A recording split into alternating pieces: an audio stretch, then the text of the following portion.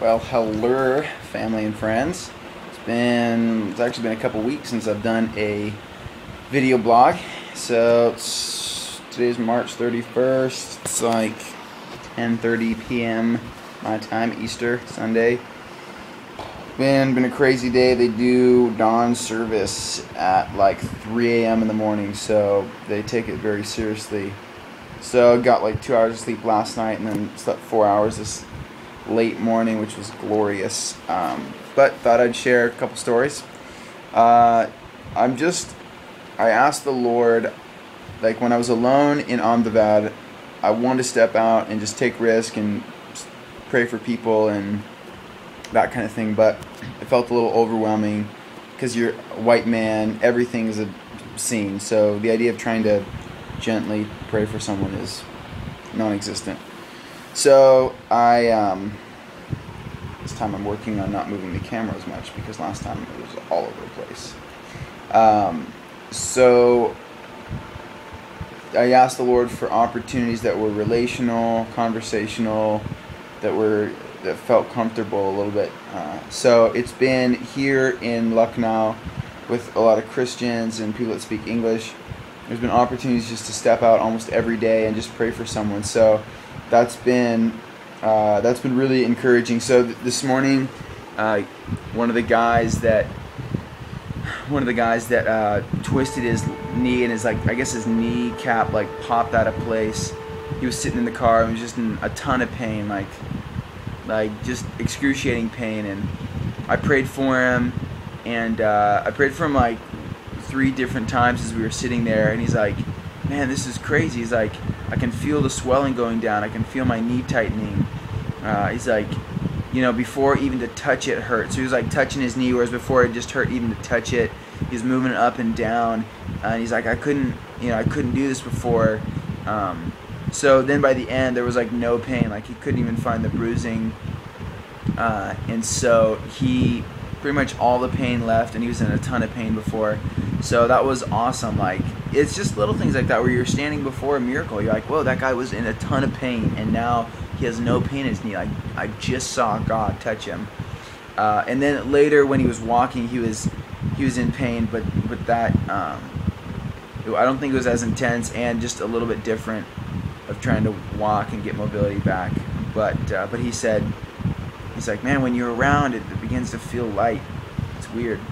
And then, so it was just awesome. That's just kind of a story of like today going for it. And then just a little bit ago, one of the guys, because they're doing a ton of moving for the Easter service, they just set up a whole stage and set and tear it down. So one of the guys' back was hurting, and so he said it was hurting bad, and so prayed for him a couple times, and he's moving around, moving his back back and forth, up and down, and first time it decreased, second time it went away, he said. And I said, so is there a little bit? He's like, no, it's all gone, it's gone. I'm like, so is there a little bit of pain left? And he's like, no. And so finally I said there was a little bit left, but so that too is just awesome. Like, man, he was in a ton of pain, and by the end there was barely any, and mobility was better. And so just a couple simple stories of Jesus showing up and healing people, and just about divine moments, man. Another guy, an older man from New Zealand that is here, we were talking in the afternoon, and he just said, hey, just want to let you know, because he was telling me he preached today, and he prophesied over the couple, the leader, the pastor and his wife of the church, and he said, I just felt emboldened by watching you pray the other day.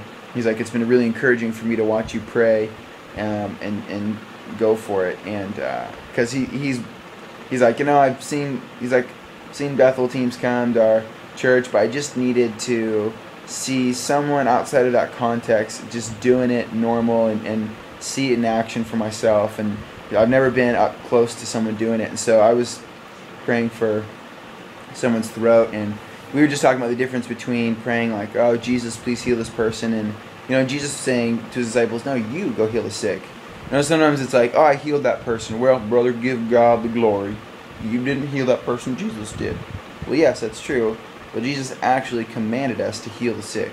So saying I healed someone isn't blasphemous. It's just like, obedience. So he was saying, man, I was so encouraged to just see you commanding the sickness to leave and releasing peace and not just asking God to do it. And so just cool, like, you just never know as you're living life, just realizing, you know what, every day our life sends out ripple effects to people.